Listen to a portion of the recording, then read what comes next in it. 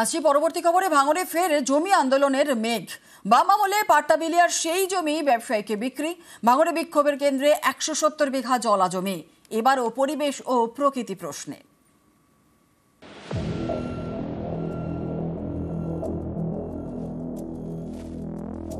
2016 পর 2025 ফের ভাঙড়ে জমি আন্দোলনের মেঘ। এবার বিতর্কের কেন্দ্রে এই বিশাল জলাভূমি, প্রায় 300 বিঘার। স্থানীয় বাসিন্দারা যাকে পুটিবাবুর ঘেরি বলে চেনে। এর মধ্যে 170 বিঘা জমি বিক্রি হয়ে গিয়েছে। তা নিয়েই গরম ভাঙড়।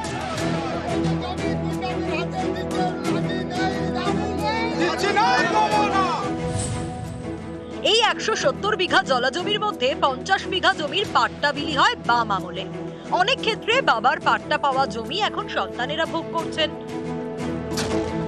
অভিযোগ, বাকি 120 বিঘা জমি অনেকেই পাকাপাকি ভাবে দখল করে ফেলেছেন। সম্প্রতি বিতর্ক বাধে যখন পাট্টা জমি সহ এই 170 বিঘা জমি কলকাতার এক ব্যবসায়ী কিনে নেন। ব্যবসায়ী জমি ঘেরার চেষ্টা করতেই বিক্ষোভ দেখান গ্রামবাসীরা। গত মাসে জমির চারপাশে দেওয়া কাঁটা তার উপড়ে ফেলেন। আমাদের জমি জোর করে নিয়ে ধান্দা করতে, আমাদের জমি আমাদের কিছু না বলার কারণে ঘিরে নিচ্ছে। আমরা কালে এসে ভেঙে দিচ্ছি। আমাদের কাগজপত্র দলিল পাট্টা সব আছে, থাকার স্বার্থে ওই ওরা সব জোর করে জমি ঘিরে নিচ্ছে, না বলে আমার সঙ্গে বলা করা না করে। স্থানীয়দের অভিযোগ, ব্যবসায়ীকে জমি বিক্রির পিছনে হাত রয়েছে এক তৃণমূল নেতার। কার্যত এখানকার যারা প্রমোটার শাসক দলের সাথে জড়িত, তারা সবাই মিলে এই কাজ কারবার চালাচ্ছে। সম্পূর্ণ এই অভিযোগটা মিথ্যা এবং এই জায়গাটা 2016 সালে তখন কেনাবেচা হয়েছিল, তখন আমি কোনো দায়িত্বও ছিলাম না। এটা সম্পূর্ণ বিরোধীদের একটা চক্রান্ত বলে আমি মনে করি। কোনো গরিব মানুষের এতটুকু স্বার্থ স্মৃতি নষ্ট হবে না। আমরা গরিব মানুষের পাশে আছি। আমরা যারা জমি মালিক যারা, আমরা তাদের পাশে আছি।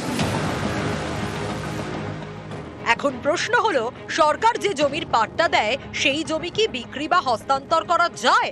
আইন বলছে যায় না।